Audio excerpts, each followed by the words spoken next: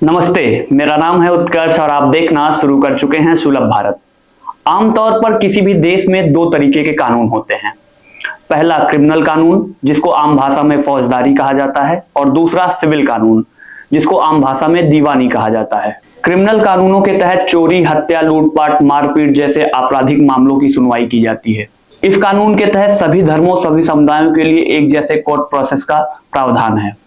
यानी हत्या अगर मुसलमान ने की हो या हिंदू ने की हो, जान गंवाने वाला हिंदू हो या मुसलमान, इस बात से एफआईआर, सुनवाई और सजा पर कोई फर्क नहीं पड़ता है। वहीं दूसरी तरफ सिविल कानूनों में सजा दिलाने से ज्यादा सेटलमेंट और मुआवजे पर जोर दिया जाता है। सिविल कानूनों की खासियत यह होती है कि इसमें परंपरा, रीति रिवाज और संस्कृति पर ज्यादा जोर दिया जाता है। शादी विवाह और संपत्ति का मामला सिविल कानून के अंतर्गत आता है। चूंकि भारत विविधताओं का देश है, जहां पर विभिन्न समुदाय, धर्म और जाति के लोग रहते हैं, और सभी धर्मों के अपने अलग अलग रीति रिवाज, परंपरा और संस्कृति है, और इन्हीं संस्कृतियों के आधार पर अलग अलग धर्मों के अपने अलग कानून हैं, जिनको हम पर्सनल लॉ भी कहते हैं। जैसे मुस्लिम पर्सनल लॉ के तहत मुस्लिम पुरुष 4 शादियां कर सकता है, पर हिंदू मैरिज एक्ट के तहत अगर अपनी पहली पत्नी के रहते कोई हिंदू दूसरी शादी करता है तो ये अपराध माना जाएगा। और इन्हीं पर्सनल लॉज को समाप्त करके यूनिफॉर्म सिविल कोड समूचे देश पर लागू करने के लिए बीते 14 जून से 22वें लॉ कमीशन ने विचार विमर्श की प्रक्रिया फिर से शुरू कर दी है। इसके तहत देश के आम लोगों से, संगठनों से और धार्मिक संगठनों से भी राय मांगी गई है, जिसके बाद पूरे देश में एक हलचल सी मची हुई है। तो आज हम इस वीडियो में ये समझेंगे कि यूसीसी यानी यूनिफॉर्म सिविल कोड आखिर है क्या, और इसको लेकर के देश में इस समय हलचल क्यों मची हुई है। अब लाजिम सा सवाल यह है कि देश में इस कानून को लेकर हलचल क्यों मची हुई है। इस कानून का विरोध सबसे ज्यादा कौन कर रहा है और क्यों कर रहा है। दरअसल यूनिफॉर्म सिविल कोड का सबसे ज्यादा विरोध अल्पसंख्यक, खासकर मुस्लिम समुदाय के लोग कर रहे हैं।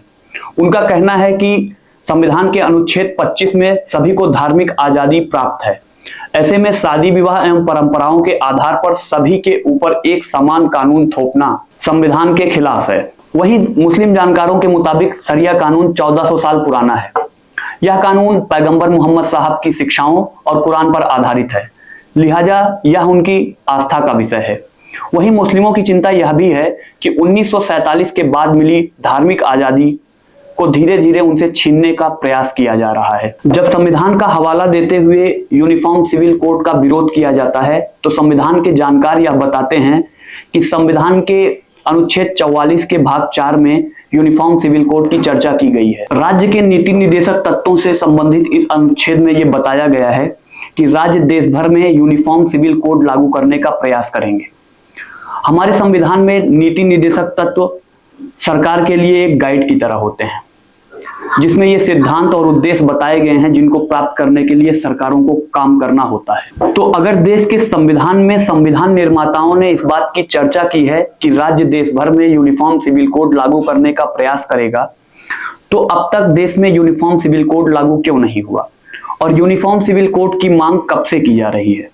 तो आपको बता दें कि देश में यूनिफॉर्म सिविल कोड लागू करने की मांग ब्रिटानिया हुकूमत के समय से की जा रही है। इस बारे में आपको विस्तार से बताएं तो 1835 में ब्रिटिश गवर्नमेंट ने एक रिपोर्ट पेश की, जिसमें क्राइम, एविडेंस और कॉन्ट्रैक्ट के आधार पर देश में एक समान कानून लागू करने की बात की गई, और 1840 में इसको लागू भी कर दिया गया।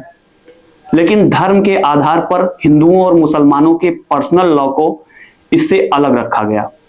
बस यहीं से देश में यूनिफॉर्म सिविल कोड लागू करने की मांग की जाने लगी। 1941 में BN राव कमेटी बनी। इसमें हिंदुओं के लिए कॉमन सिविल कोड बनाने की बात की गई। आजादी के बाद 1948 में पहली बार इस बिल को संविधान सभा के सामने पेश किया गया। इस बिल का मकसद था हिंदू महिलाओं को बाल विवाह, सती प्रथा और घूंघट प्रथा जैसी कुरीतियों से आजादी दिलाना। जनसंघ नेता श्यामा प्रसाद मुखर्जी, करपात्री महाराज समेत कई नेताओं ने इसका विरोध किया। इस पर उस वक्त कोई फैसला नहीं हो पाया। लेकिन 10 अगस्त 1951 को डॉक्टर अंबेडकर ने पंडित नेहरू को पत्र लिखकर इसे लागू करने का दबाव बनाया। नेहरू तैयार हो गए। हालांकि राजेंद्र प्रसाद समेत पार्टी के आधा से ज्यादा सांसदों ने इसका विरोध किया, तो नेहरू को फिर झुकना पड़ा। लेकिन 1955 और 56 में नेहरू ने इस कानून को 4 खंड में विभाजित करके संसद भवन में पास करा दिया। अब हिंदू महिलाओं को तलाक का अधिकार, दूसरे जातियों में विवाह करने का अधिकार, संपत्ति का अधिकार और लड़कियों को गोद लेने का अधिकार मिल गया। वहीं पुरुषों की एक से अधिक शादी पर रोक लगा दी गई। महिलाओं को तलाक के बाद मेंटेनेंस का अधिकार मिल गया। पर इस कानून का तत्कालीन पंडित नेहरू सरकार में उद्योग मंत्री रहे श्यामा प्रसाद मुखर्जी ने मुखर होकर विरोध किया और ये कहते हुए अपने मंत्री पद से इस्तीफा दे दिया कि अगर महिलाओं के अधिकार के लिए कोई कानून बन रहा है तो सिर्फ हिंदू महिलाओं के लिए क्यों, सभी धर्मों की महिलाओं के लिए समान कानून क्यों नहीं बनाए जा रहे हैं।